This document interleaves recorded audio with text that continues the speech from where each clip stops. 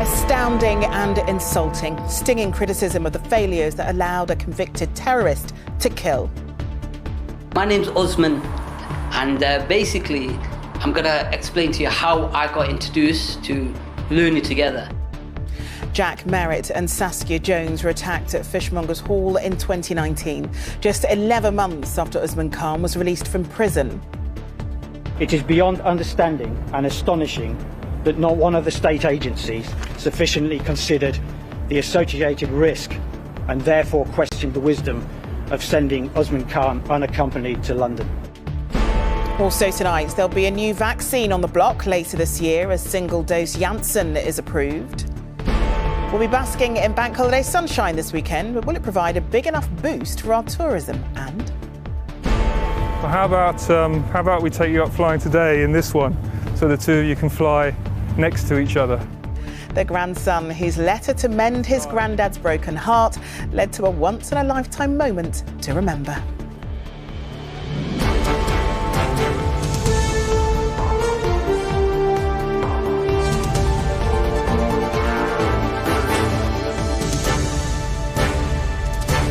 This is the ITV Evening News with Charlene White. Good evening. The family of Fishmongers Hall victim Saskia Jones have heavily criticised the security failings that contributed to her murder and that of her colleague Jack Merritt. They said both their employers and the venue, which was by London Bridge where the terror attack happened, failed to protect them. And the family said it was an insult that neither organisation accepted that they should have done things differently. It came after a jury found both Saskia and Jack had been unlawfully killed by convicted terrorist Usman Khan. There was criticism too for MI5, the police and the probation service. Martha Fairley has more. Hi, my name's Osman, and basically I'm going to explain to you how I got introduced to Learning Together. Usman Khan was seen as a poster boy for the Learning Together Offender Education Initiative. After his release from prison, he recorded this message praising their work. Learning together is working together for the betterment of us all. But the convicted terrorist used the project to carry out a deadly attack. Just hours after chatting to Saskia Jones at a prestigious Learning Together event, she became one of his victims, her family highly critical of the failures that led up to her death. It is beyond understanding and astonishing that not one of the state agencies sufficiently considered the associated risk and therefore questioned the wisdom of sending Usman Khan unaccompanied to London. The inquests into the deaths of Jack Merritt and Saskia Jones found a lack of accountability and serious deficiencies in the management of Khan. Probation and police teams directly responsible for Khan's supervision were staffed by officers with little or no experience of terrorism offenders. The security services and West Midlands Counter-Terrorism Police were complacent and passive in the face of Khan's extreme and continuing threat. Both MI5, who were covertly monitoring Khan, and a multi-agency panel failed to recognise any risk in allowing him to travel alone by train from Stafford to Euston Station. Despite potential warning signs, he was becoming more isolated in the community. On the journey, he hid a fake suicide belt under his coat before heading to Fishmongers Hall on London Bridge. During a break, Khan went to the toilets, took 2 knives from a bag and strapped them to his hands. He fatally stabbed Jack and Saskia and injured 3 other people. Revealing his suicide belt, he shouted, "I'm going to kill you all." Right behind these doors, one eyewitness said Khan was going nuts, but several people tried to stop him in his tracks. There was a standoff as they threw furniture at him, grabbing whatever they could to prevent him from harming anyone else. He was chased out of the building onto London Bridge by John Crilly carrying a fire extinguisher and 2 other men armed with narwhal tusks. I managed to spray him, you can't see Dad, and then managed to prod him with the tusk. And Steve just one-armed him to the floor and we all jumped on him quick. As the public were evacuated, Khan was tasered and then shot by armed police. The fact that, as the jury determined, there were omissions or failures in the management of the attacker and in the sharing of information and guidance by the agencies responsible is simply unacceptable. And I'm so deeply sorry we weren't better than this in November 2019. But many questions still remain about why two young people trying to make a difference lost their lives that day. Martha Fairley, ITV News. Well, our global security editor Rohit Katru joins us now. Rohit, the list of failings is long, but could the same happen now? Well, these verdicts were damning and they were completely unambiguous. And they raised real questions, not just about people, about processes, but about agencies, government agencies, their ability to monitor and to manage people like Usman Khan. The government has said that it is doing more, that it was already taking action when this attack happened, and it has taken further action since then. But really, there is one missing part of the conversation on which there's been very little focus. We've heard a great deal of conversation about what happened after his release, but not about what happened before. We've reported many times on how prisons tend to be incubators for extremism. You know, here's a letter we obtained written in 2012 by Usman Khan, in which he asked for de-radicalisation. He said he wanted to be a good citizen of Britain. And so questions not only about the agencies we've heard about today, but about what should happen in prisons too. OK, Rohit, thank you. There have been further signs that the Indian variant of coronavirus is spreading in parts of the UK. Data from the Office for National Statistics showed the biggest rise was in Scotland. It came as the latest figures show there were 4,182 new UK infections in the past 24 hours, the highest since the start of April. But there is more hope on the horizon, with a fourth vaccine being approved for use by regulators. Here's our health editor, Emily Morgan. It may be the fourth vaccine approved here, but it is the first that requires just one dose. Muy bien. Janssen's jab, already used in the States and Europe, will now be available in the UK later this year. With 20 million on order, it could have an important role if boosters are needed in the autumn. The clinicians and the experts are looking at when will we need to boost those antibodies and T-cell protection in people.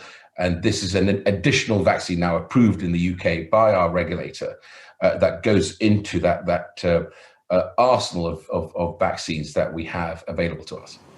Adding to that arsenal should help protect us against the Indian variant.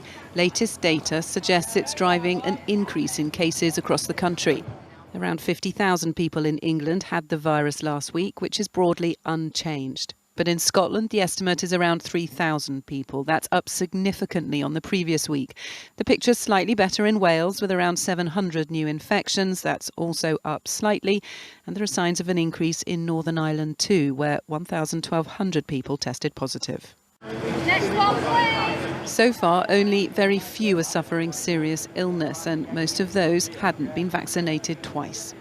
What we're seeing with the Indian variant is it's seeking out people who are not vaccinated or who are not fully vaccinated. And that's why we're seeing the cases rising in the younger population. And indeed, we're starting to see some folk at that age getting hospitalised as well. What this is reinforcing is the importance of double vaccination. It is why we are still being told to be cautious and why the final easing of restrictions are still uncertain. Emily Morgan, ITV News. An official report has concluded that Boris Johnson was unwise to refurbish his Downing Street flat without fully understanding how it would be paid for, but that he didn't break the ministerial code. The new independent advisor on ministers' interests, Lord Geidt, said there was also a significant failing by Downing Street officials who allowed a Tory party donor to settle part of the bill. The same report found that Health Secretary Matt Hancock did commit a minor breach of the ministerial code when he failed to declare that a family firm he held shares in won an NHS contract. But Lord Geidt said Mr Hancock acted with integrity and any violation wasn't deliberate. Prince Harry has spoken of the shame families can feel when their loved ones reveal their mental health struggles. In the latest part of his revealing TV series, the Duke of Sussex also talks about the difficulties around grieving for people who are in the public eye. Rebecca Barry reports. Hey Harry, good to see you. Hi Oprah, good to see you too. Prince Harry and Oprah back for the final episode of their series exploring mental health. Climate change and mental health are two of the most pressing issues that we're facing. We know it was on this night in 2019 that Meghan told Harry she was feeling suicidal. Now he's revealed how he coped and what he's learnt. So many people are afraid of being on the receiving end of that conversation because they don't feel as though they have the right tools to be able to give the right advice. But what you're saying is, you're there, listen. Earlier in the series, Harry spoke about his struggles with mental health and his family's attitudes to the subject. This episode features celebrities like actor Glenn Close. It has directly affected my mental health. Harry spoke about the shame family members can feel. As parents, as siblings, there is an element, certainly from what I've learned, there's an element of shame that we feel because we're like, how could we not have seen it? How did we not know? How did you not feel comfortable enough to come to me and share that with me? But we all know when people are suffering, when people are struggling, that we're all incredibly good at covering it up. And with Robin Williams' son, Zach, he spoke of the difficulties of grieving for a parent in the public eye. When you see so many people around the world grieving for someone they feel as though they knew better than you did, in a weird way, because you're unable to grieve yourself. It's like, how are you grieving more for someone who is my parent? Harry's aim in doing this? To create a more supportive culture where vulnerability is healthy and encouraged. Rebecca Barry, ITV News. Still to come in the ITV Evening News. It's the holiday.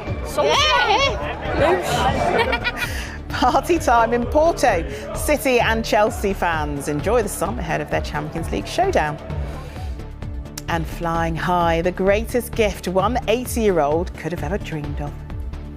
Those stories and more after the break.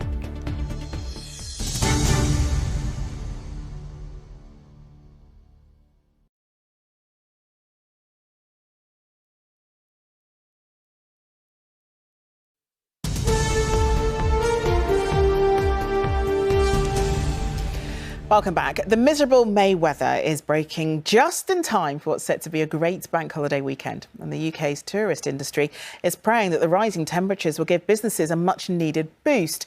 For many, the next few weeks will be make or break, as our consumer editor Chris Troy reports from Eastbourne. With weather this bright, it's easy to believe that dark days are behind us. Restrictions badly dented 3 bank holidays. That makes this one more crucial than ever. I think this is really the first time we've had a chance to get it away. Like millions, the Bymert family abandoned their usual foreign holiday plans and are now beside the sea in Eastbourne. So I think just getting away and not being at home, enjoying the seaside and the fresh air and the sunshine when it appears feels more special this year. New research shows only about a third of planned domestic summer trips have actually been booked as people take a wait-and-see approach. 26% are considering a day trip in the next 2 weeks, but less than half feel confident about an overnight UK stay in the next month. Now, mothballed attractions like this miniature railway are powering back into life. Just how vital are the next few days? Because people haven't been abroad for their holidays and everything, there might be a few more pounds in the local economy going around. It could be a bonus summer for us. We're hoping they might spend a bit more than normal. The sun-starved crowds fairly revelled in the joys of the seaside in great numbers. Before mass foreign travel, our seasides boomed, and some predict this year is similar. This weekend is really crucial to every tourism point in the town because it's a turning point for us. We need to get the trade back in. It's a make or break weekend. UK tourism hopes to take £50 billion this summer. Many people remain nervous about holidays beyond our shores, but with shores as stunning as this, maybe that's not such a loss. Chris Choi, ITV News in Eastbourne. And if you head over to our website, we have a page dedicated to answering your questions about holidaying this summer. That's itv.com/holidaynews. The trial of Wales manager and former Manchester United player Ryan Giggs has been set for January. He's charged with assaulting his ex-partner and her sister and engaging in controlling behaviour.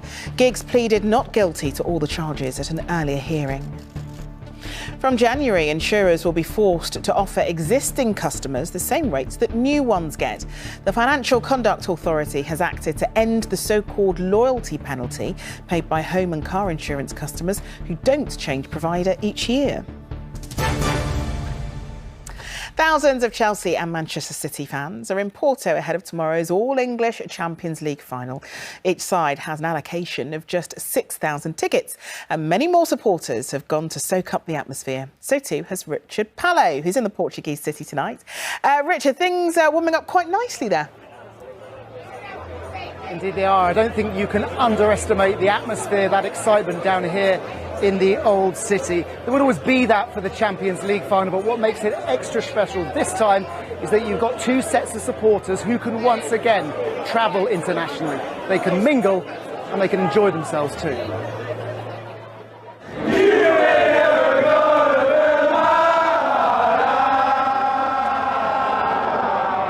There's plenty to celebrate in just being here. Thousands of fans with tickets, many without, all enjoying the sunshine and anticipating what is to come. No one's been anywhere for the last year. Does it make it more special? It makes it so special, yeah. Everyone's been, everyone's at home, cooling the walls, everything, and now we're here. We are going to make the absolute most of it. We're still on our 36 hours to the game. So you've come all the way to Portugal, but you don't have a ticket? Nah, mate. Here for the crap. You haven't seen people for a long time because of COVID. It's the holiday. If it's tough for supporters to travel, Manchester City's journey to the final has been even harder. Repeated failures in Europe, more than £1 billion spent on some of the world's best players, and now, finally, a shot at the trophy that has always eluded them. Only I can say I'm more than grateful, and I'm the happiest man in the world right now to be in here. So it's a privilege, it's an honour. Such are Chelsea's nerves that they've ditched their new kit after 2 cup final losses and reverted back to their previous one. Also back, of course, a crowd. It's a special day. We have the fans back, which is massive for everybody, and you know we want to make history, and we have it in front of us. Most fans arrive tomorrow, in and out in a day, with no one kept in a bubble. Only 16,000 in the stadium, the rest just content to be part of something again. Richard Pallo, ITV News, Portugal. Manchester United star Marcus Rashford won't want reminding of his own team's cup final on Wednesday night, but today he had something more uplifting to think about. Marcus, I think, is way ahead of where I was at 23. I was still trying to figure it out. For me, being in sports, I just knew that my life could change very, very quickly. And he had a virtual chat with former US President Barack Obama about the positive impact young people can have on society. They spoke about their shared experiences and the importance of learning to read. Finally tonight, a special birthday presents go. This takes some beating. To celebrate his grandfather Malcolm reaching 80, 12-year-old Harrison Gurney wanted to organise a flight on board a Spitfire. He longed to see his grandfather smile again after his wife, Harrison's grandmother, had to go into a nursing home. The story so touched the hearts of staff at Goodwood Aerodrome, they offered to help. And there was also a surprise for Harrison as well, as Sangeeta Lau reports. Are we allowed to go in there? This is a moment Malcolm has dreamt of his whole life. Look at that, it's beautiful. Amazing. And one he thought would never come. For more than 70 years, Malcolm has hoped to fly in a Spitfire after he saw one circling above him as a boy in 1945. Spitfire pilot was chasing the enemy plane in a very tight circle. I felt very proud that somebody was looking after us. You remember that? Over the years, Malcolm has laughed about his love of Spitfires with his grandson Harrison. Recently, though, Harrison noticed his granddad hadn't been smiling as much as he used to. Malcolm's wife Sandra has dementia and has recently moved into a care home.